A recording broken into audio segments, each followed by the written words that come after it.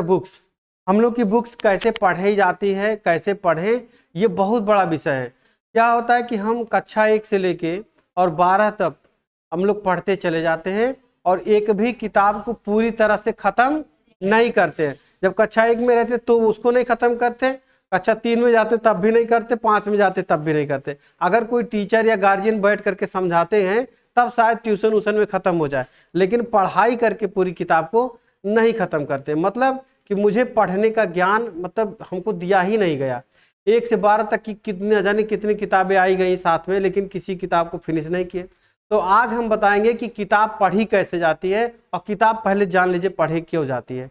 क्योंकि आपका विशेष knowledge, logic, जो दिमाग है आपका, तार्किक सोच तब रखेगा जब आप किताबों के संग्रह, ज़्यादा चीज़ों से आप गुजरे होंगे तो आपके पास तर्क क्षमता, जो ये शक्ति होगी वो ज़्यादा होगी। तो तर्क शक्ति ज़्यादा होने का मतलब है कि आपने अध्ययन अच्छे से किया है या नहीं, यही पावर होता है। यही आप इंटरव्यू में बैठते हैं, यही आप किसी एग्जाम में बैठते हैं तो अपने तर्क शक्ति का समझिए अपना वो प्रयोग करते हैं, इस्तेमाल करते हैं और अपना विश्वास दिखाते हैं कि मेरे पास तर्क शक्ति आपसे ज़्यादा, इसीलिए किताब पढ़ना आवश्यक है। ओके, तो टॉपिक ये है कि किताब पढ़ी तो कैसे जाए, किताब पढ़ी कैसे जाए।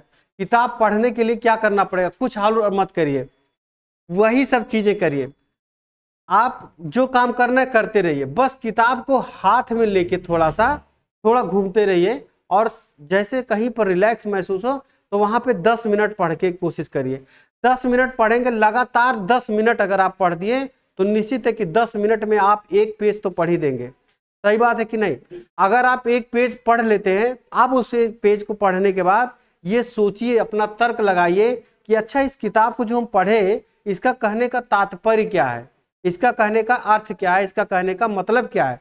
अगर इस बात को आपने जहन में बैठा लिया कि अब यही बात हमको किसी को सुना के बताना है कि देखो इस किताब में ये लिखा है, उसका कहने का तात्पर्य ये है, तो वही चीज़ एग्जाम में लिखना होता है, वही विचारधारा अपना प्रस्तुत करना होता है, वही विचारधारा अपना इंटरव्यू में देना होता है। तो इसीलिए किताब पढ़ना जरूरी है और किताब इसी तरह पढ़ी जा सकती है। किताब सफ़र के बहुत ज़्यादा पढ़ने की ज़रूरत नहीं है। किताब पढ़ने के लिए आप किताब हाथ में लेके घूमते रहिए। आप जा रहे मार्केट में मित्र के साथ घूमने, किताब लेके जाइए। आप जा रहे पार्क में घूमने, पार्क में जाइए, 10 मिनट वहाँ किताब पढ़ के फोटो खींच के अपना लाइए, लगाइए अपने उस पर वो लगाइए कि मैं देखो पढ़ते हुए। तो जो चीज़ पर आप ज़्यादा फोकस करेंगे ना वैसा आपका माइंड डाइवर्ट होगा। तो किताब पढ़ने से फ़ायदा क्या हुआ कि किताब से तर्क शक्ति बढ़ेगी हमारी और हम बहुत सारी चीज़ों में ज़्यादा अपने तर्क का प्रयोग करके आगे बढ़ सकते हैं। फिर आता है तो 10 मिनट 15 मिनट, 10 मिनट 15 मिनट अगर करके हर घंटे में अगर आपने 10 मिनट भी पढ़ लिया तो आप अगर सुबह से शाम तक 8 घंटे होते हैं तो 8 घंटे में कितने घंटे पढ़ लेंगे? 80 मिनट हो गया। 80 मिनट माने लगभग एक चैप्टर आपने खत्म कर दिया। अगर हाई स्कूल का चैप्टर है तो एक चैप्टर खत्म। और सच बताएं, एक चैप्टर का ज्ञान होने से जो अच्छा सा चैप्टर होता है पदार्थ का, जलवायु का और कोई भी भूगोल का, इतिहास का एक चैप्टर, तो उससे आपके अंदर उस दिन एक चैप्टर खत्म करिए तो उस दिन आपका कॉन्फिडेंस, आपके न्यूरॉन्स, आपके ब्रेन नई नई चीज़ें सीखने के बाद बहुत खुशी महसूस करती हैं। तो ऐसा काम करिए, इतना पढ़िए। जुनून के साथ पढ़ना किसको कहते हैं? अभी मैं बड़े लोगों को सुनता हूँ जब, तो वो लोग बहुत जुनून के साथ पढ़ने के बारे में बताते हैं। वो लोग बताते हैं कि कैसे किताब को पढ़िए। कहते हैं कि मतलब जितना काम हम लोग सोचते सफ़र की किताब पढ़ेंगे उसको छोड़ो, जितना काम घूमते टहलते उस सब कुछ पढ़ाई में लगा दो और बाकी उसका टाइम, घूमने टहलने का टाइम टेबल बनाओ कि इतने बजे हम घूमने जाएंगे, इतने बजे हम ये करने जाएंगे, बाकी कुल टाइम हम पढ़ेंगे। उल्टा कर दो, सब कुछ चेंज कर दो। दिन रात एकदम उतारू हो जाओ तो कौन एग्जाम नहीं निकलेगा आपसे? सही बात है कि नहीं? लेकिन ऐसा होता है, ऐसा होता है कब? जिस दिन एग्जाम आ जाता है उसके एक हफ्ता पहले जरा याद करिए। आप ही लोग पढ़ाई करते हैं, ऐसा पढ़ते चाय पीने जाएंगे तो पन्ना चाट लेके जाएंगे, हेडिंगे चाहे सही लिखा हो, लेकिन याद करते हो, याद भी हो जाता है और फटाफट एकदम तैयारी करके और आप जाते हैं। अखबार पढ़ते उसका पूरा पन्नों में पूरा याद हो जाता है, एक बार इसी चीज जल्दी पलट करके आप कहते हैं हमको सब पता चल गया इसमें क्या लिखा है। तो वैसे किताबों को पढ़ने का उस लेवल तक जाने के लिए किताबों को समय दीजिए, किताबों के भाव को कहने का अर्थ समझिए, उसमें जो लेखकों का विचारधारा है वो विचारधारा अपने अंदर निहित करिए, तब जाकर के आप उस किताब के योग्य बन पाएंगे, उस विचारधारा के योग्य बन पाएंगे, उस जो लेखक है उस लेखक के योग्य आपके विचारधारा विकसित हो पाएगी, है ना? तो ये सब किताबें पढ़ना हमें बहुत जरूरी है।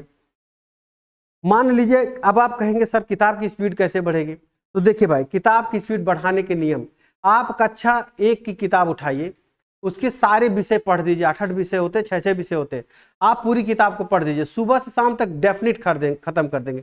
ना खत्म हो 2 दिन में खत्म करिए, लेकिन मुझे नहीं लगता कि कोई एक दिन में ना खत्म कर दे। एक के बच्चे पूरी किताब पढ़ दीजिए, पढ़ लिया आप, आसान लगा, और जल्दी जल्दी पढ़े आप। जैसे दूसरी वाली बुक आती है तो थोड़ा सा और टफ हो जाता है, अब वो खत्म नहीं होगा। 2 में मैथमेटिक आ गया, मैथमेटिक में टाइम लगता है, लेकिन भाई उसको भी टाइम दे करके अगर आप चाहो खत्म करना तो खत्म हो सकता है। कक्षा 2 का मैथ, साइंस, हिंदी, इंग्लिश जितना कुछ है सब पढ़ दीजिए। अब 1 का पढ़े तो बहुत जल्दी हुआ, 2 का पढ़े थोड़ा देर हुआ, 3 का पढ़ेंगे और देर होगा, 4 का पढ़ेंगे और देर होगा, हो सकता है 5वीं को पढ़ने में 1 महीना लग जाए आपको, है कि नहीं, क्योंकि ऑलरेडी आपको आता है सब कुछ। लेकिन फिर भी आप जल्दी जल्दी सरसरी निगाह से पढ़ेंगे तो आपकी स्पीड जो होगी ना वहाँ बढ़ेगी, क्योंकि वो सब चीज़ें आसान है, आधा आसान, तो वो आदत डालिए बार बार।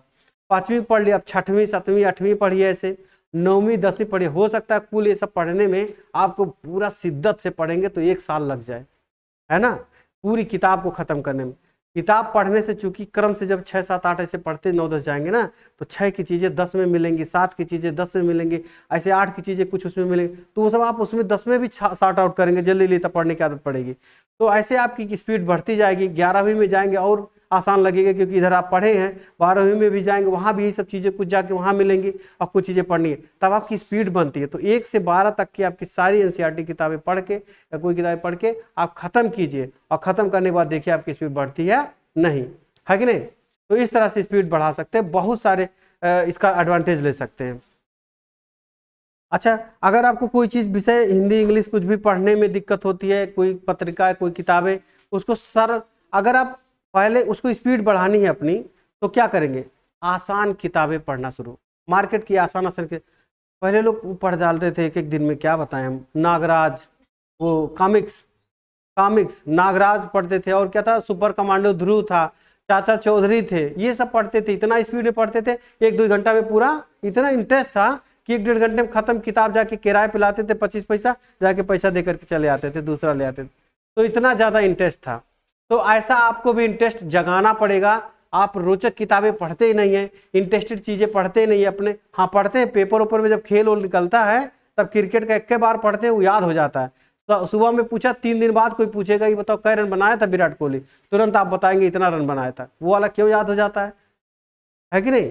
तो आप ऐसे महसूस करिए, लोग चीज़ों को सजीव करिए, अपने अंदर जो किताबें हैं ना उसको ऐसे कल्पना करिए कि ये सब चीज़ें यहाँ पे मेरे पास है, ये राजा ऐसे थे। तो राजा पिक्चर देखें वो भूल भुलैया, उसमें मधुली का क्या नाम था उसका, तो वो कहती है उसके नानी ने उसको कथा दादी ने सुनाया था, तो वो जो कहानियाँ सुनाती थी उसके आधार पर उसका माइंड वैसे ही विकसित हो गया, और उसको परिकल्पनाओं को में जीने लगी, उसी परिकल्पनाओं में। मधुलिका क्या नाम था। तो ऐसे डांस करती थी, ऐसे राजा रानी का परिकल्पना करती थी कि वो लोग यहाँ हैं। तो वैसा ही आपको करना पड़ेगा, जितना अच्छा इमेजिनेशन पावर आपके पास है उतना ही अच्छा आप सक्सेसफुल रेट आपका रहेगा। जिसके पास कल्पना शक्ति नहीं है उसके पास कोई शक्ति नहीं है, जिसके पास तर्क शक्ति नहीं है वो पागल है, बेवकूफ़ है, बुद्धू है कि नहीं।